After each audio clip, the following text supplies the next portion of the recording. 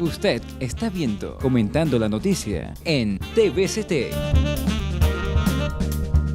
Amigos televidentes, continuamos en este conversatorio con el exguerrillero Domingo Tiamo, hoy militante del colectivo Tercer Camino. Habíamos dejado una pregunta sobre la mesa de trabajo.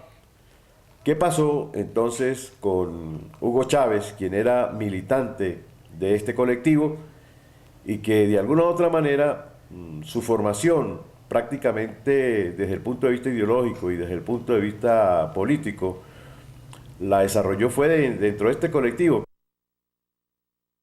Hugo Chávez de asumir, de abandonar el pensamiento originario para llegar a inclusive a aplicar ahora las políticas neoliberales que impulsa Estados Unidos en América Latina, como el Plan Puebla-Panamá, el Plan Colombia, el ALCA a través del IRSA, y que está pintando junto con Santos como polos para desarrollar el continente latinoamericano, cuando realmente lo que están ejecutando planes para entregarle el gas, el carbón, el petróleo a lo que necesita Estados Unidos en su concepción del desarrollo industrial.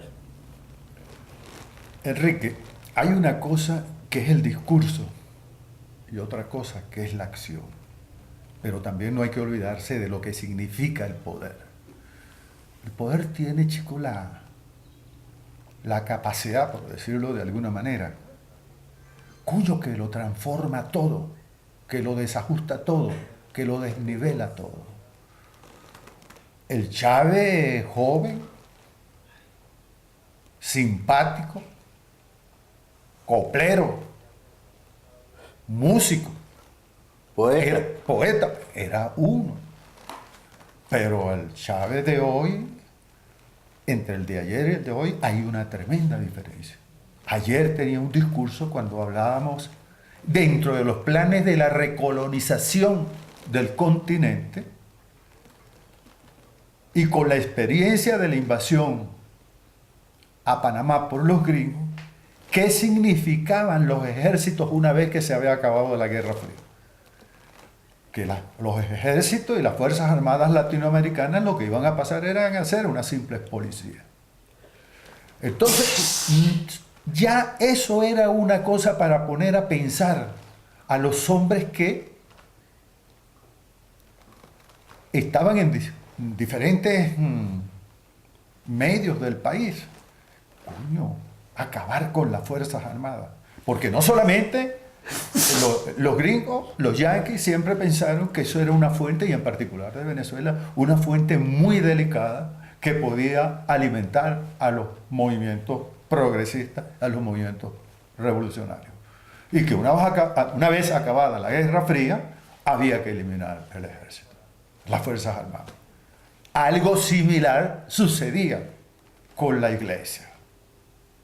La Iglesia no significaba la seguridad, la responsabilidad para llevar adelante los planes de la recolonización. Entonces, había que buscar la otra, la protestante, que sí le garantizaba, porque esa es su razón de ser. Y en la Iglesia había aparecido una cosa que les preocupaba y les llama todavía la atención, que era la Iglesia,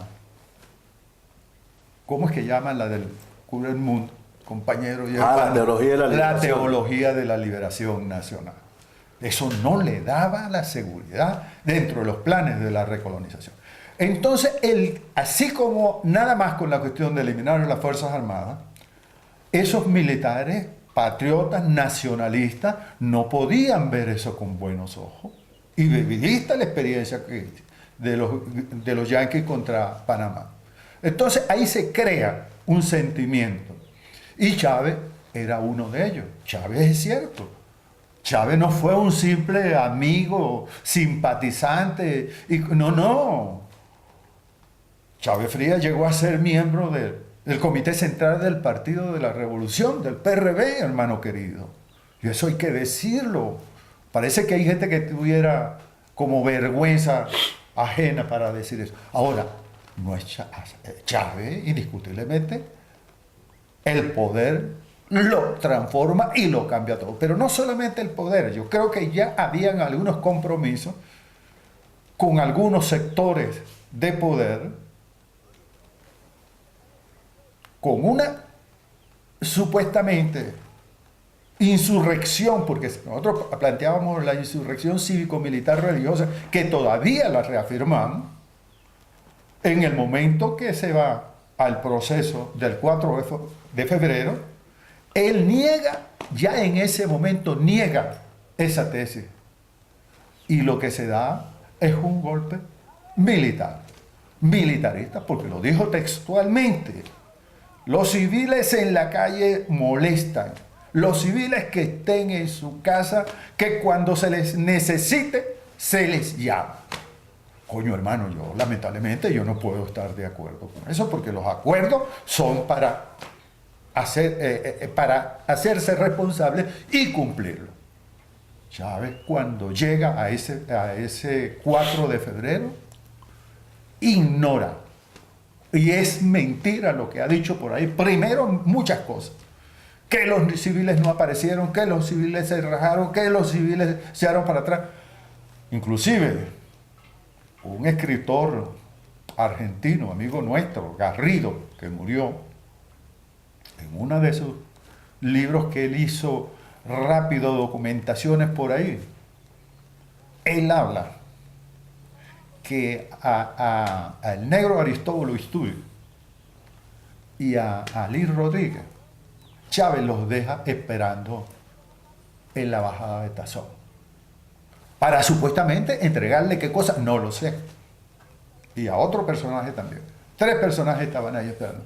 Chávez coge la Panamericana, la carretera vieja, y se va para el 23 de enero, para el Museo Militar. Entonces ya tú empiezas a ver que la cuestión no es meramente el poder, porque el poder lo engolosina y lo transforma y lo cambia, sino que ya antes, porque eso es decisivo en lo político, los acuerdos hay que respetarlos, y él no respeta lo que era la tesis de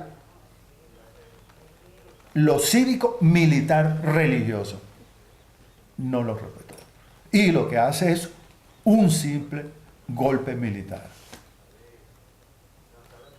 Entonces, no es meramente... Y aparte de eso, mira,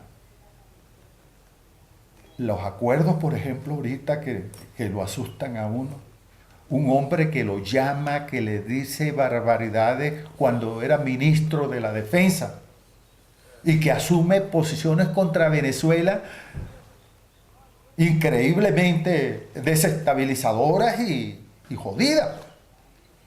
Y empiezan a chantajear a Chávez contra los guerrilleros de la FARC, los helenos, de los etarras. Inclusive se habló de alguna gente de Irlanda, que supuestamente que habían venido a darle cursos de no sé qué cosa. Un personaje como Chávez, que habla, por ejemplo, de la beligerancia cuando llega al poder, cuando llega a la presidencia, que deben de tener los helenos y la FARC con el gobierno colombiano, y que respetaba una tesis que nosotros siempre manejábamos, que el problema colombiano tenían que resolverlo los colombianos, y que nosotros no nos podíamos prestar como venezolanos, digo, para montarnos en la frontera y empezar a castigar a los compañeros del otro lado. Entonces, el gobierno venezolano, que empieza el 99, es uno, y a los 2 años, 3 años, después del 2002, es otro totalmente diferente. Es más, por ahí hay unas preguntas que se hace el vulgo. ¿Qué pasó con Chávez Frías una vez que es regresado de la Orchila? ¿Con quiénes habla Hugo Chávez en la Orchila? Son preguntas que quedan por ahí que hasta ahora no han tenido respuesta. Entonces, esto te lo trato de hacer un poco más amplio porque son completamente diferentes. Ahora, si en el tiempo eso ha sucedido, Mira, son cosas terribles. Por ejemplo, imagínate tú lo que es la conducta humana, que en la Primera Guerra Mundial hay un héroe francés porque enfrenta a los alemanes. La Primera Guerra Mundial. Pero en la Segunda Guerra Mundial es un colaborador. Imagínate tú lo jodido que es la condición humana y lo que son las relaciones de poder, lo que es el poder que envilece. Entonces, mira, aquello bonito, aquella quimera, aquel anhelo, aquel sueño, uno, y se quedaría allá. Pero el de hoy es completamente diferente. Aceptar la presión de los norteamericanos, aceptar la presión del gobierno colombiano, pero no solamente colombiano, es también de Europa. Con solamente decir, hermano querido, en las situaciones en que estamos viviendo, que todo revolucionario, que ayer le decían comunista para execrarlo y para señalarlo como la Inquisición en el medioevo, hoy es la de terrorista. Entonces, coño, cuando le dicen que es un carajo que está ayudando a los terroristas y que es un gobierno y que tiene demandas por allí y amenaza, entonces, carajo, claudica y se entrega con todo. Pero no es aquel Chávez de los años de la parte bonita, no. Este es otro. Ahora, Domingo, hay algo que ha contribuido y yo creo que el presidente Chávez ha sido muy especial en ese sentido. Hoy día, la inmensa mayoría que tiene de militancia el PSUV e inclusive algunos sectores de la oposición se encuentran muy confundidos. La derecha, esa tradicional, acusa a Chávez de comunista cuando realmente Chávez es un neoliberal en su ejecutoria. Y la militancia del PSUV cree que Chávez es un revolucionario, ¿no?, por el discurso que tiene, pero no se da cuenta, por la ausencia de información, por la ausencia de un debate ideológico y político dentro de esa organización, no se da cuenta que el Chávez revolucionario que ellos están aspirando no es ningún revolucionario, sino que simplemente está ejecutando las doctrinas neoliberales de los Estados Unidos de Norteamérica y de esos grandes conglomerados que hoy día pierden inclusive la identidad. Por eso es que no entienden y no comprenden mucho por qué ahora el presidente Chávez es un aliado del presidente Santos colombiano, cuando ayer decía que era un bandido, ¿no?, que no tenía autoridad moral, y hoy forman el binomio de oro, para utilizar un término vallenatero, el binomio de oro en adelantar las políticas del Pentágono norteamericano con el Plan Colombia, con el Plan Puebla-Panamá y con el IRSA. ¿A qué se debe esa confusión? ¿Cuál es tu análisis sobre esto? No me lo conteste.